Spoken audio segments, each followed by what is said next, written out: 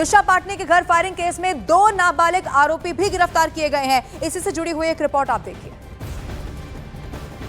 Delhi police की counter intelligence ने दिशा पाटनी के घर पर फायरिंग करने के मामले में 2 शूटर्स को और पकड़ा है।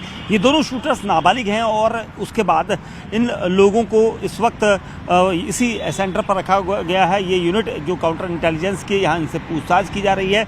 सबसे अहम चीज़ ये कि 12 सितंबर को जब दिशा पाटनी के घर पर बरेली में फायरिंग की गई थी तो 4 शूटर से 5 शूटर सीसीटीवी कैमरा फुटेज में नजर आए थे, जिसके बाद दिल्ली पुलिस के अलावा कई टीमें यूपी एसटीएफ, उसके अलावा हरियाणा एसटीएफ का गठजोड़ देखा गया था। उनके जरिए एक एनकाउंटर 2 दिन पहले किया गया था गाजियाबाद के टोनीगंज सिटी में, जिसमें 2 लोगों की मौत हुई थी। उसके बाद इस पूरे केस में पुलिस की टीमें काम कर रही थी। काउंटर इंटेलिजेंस के पास कुछ ऐसे इनपुट थे कि दोनों जो नाबालिग हैं उनकी मूवमेंट दिल्ली के आसपास है, जिसके बाद दिल्ली से ही इन दोनों को पकड़ा गया है। ये यहाँ पर सूत्र बता रहे हैं और ये कहा जा रहा है कि इन दोनों से पूछताछ की जा रही है।